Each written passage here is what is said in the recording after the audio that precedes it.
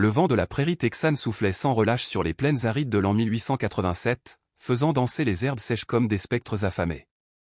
Au cœur de cette immensité, le ranch Eldorado s'étendait sur des milliers d'acres, un empire de bétail et de poussière dominé par un homme, dont Esteban Ramirez.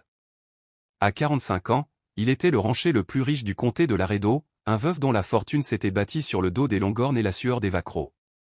Ses cheveux noirs grisonnaient aux tempes, son visage buriné par le soleil portait les marques d'une vie rude, et ses yeux, d'un brun profond, cachaient une solitude qu'aucun troupeau ne pouvait combler. Esteban avait tout, des terres jusqu'à l'horizon, des mains en or pour le commerce du bétail, une maison de adobe et de bois qui rivalisait avec les haciendas mexicaines. Tout, sauf une épouse. Sa première femme, Maria, était morte en couche 10 ans plus tôt, emportant avec elle leur unique enfant.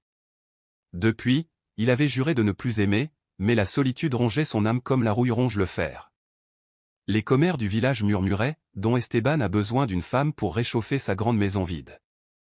Il les ignorait, jusqu'au jour où il croisa le chemin d'un journal froissé, apporté par un voyageur de l'Est. C'était une annonce matrimoniale, c'est « Cœur à vendre » que les femmes de l'Est publiaient pour fuir la misère des villes surpeuplées. Parmi elles, une en particulier attira son regard, jeune femme de 25 ans, orpheline, sans dot ni beauté particulière, cherche mari travailleur dans l'Ouest. Pas d'exigence, sauf un toit et du respect. Répondre à mademoiselle Eleanor Hay, Boston. Eleanor Hay. Le nom sonnait banal, presque fade. L'annonce précisait qu'elle avait été rejetée par plusieurs prétendants à cause de son apparence, ordinaire, et de sa cicatrice au visage, souvenir d'un accident d'enfance. Personne ne voulait d'elle.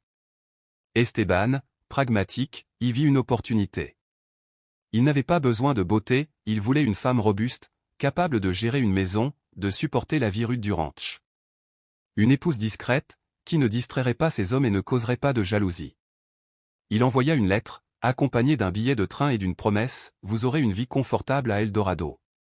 Pas d'amour, juste du devoir. Les mois passèrent. Eleanor accepta. Elle arriva un jour d'automne, sous un ciel plombé qui annonçait la pluie. Le train s'arrêta à la petite gare de Laredo, crachant sa vapeur comme un dragon fatigué. Esteban était là, monté sur son étalon noir, flanqué de 2 vaqueros. Il portait son meilleur Stetson, une chemise propre et un gilet de cuir. Il s'attendait à une femme terne, voûtée, peut-être laide. Il était prêt à l'accueillir avec courtoisie, rien de plus. La porte du wagon s'ouvrit. Une silhouette descendit, enveloppée dans une cape usée, un chapeau de paille cachant son visage.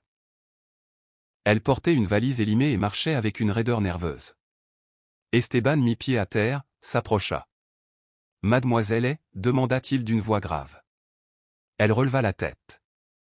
Et là, le monde d'Esteban s'arrêta. Ce n'était pas une femme ordinaire.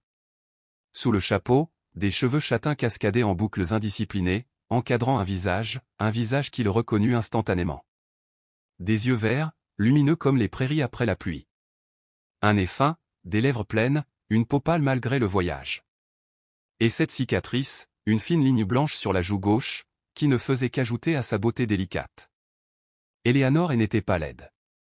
Elle était Maria. Sa Maria, revenue d'entre les morts. Esteban recula d'un pas, le souffle coupé. Ses mains tremblèrent sur les rênes. Non. Murmura-t-il, la gorge serrée. Les vaqueros échangèrent un regard perplexe. La femme fronça les sourcils, confuse. Monsieur Ramirez? Tout va bien? Il ne répondit pas. Son esprit tourbillonnait. Maria, morte depuis 10 ans. Enterrée sous un croix de bois près de la chapelle du ranch. Et pourtant, cette femme, les mêmes yeux, le même sourire timide, la même cicatrice au nom, Maria n'avait pas de cicatrice. Mais tout le reste, c'était elle. Une ressemblance diabolique, un fantôme sorti des enfers pour le tourmenter.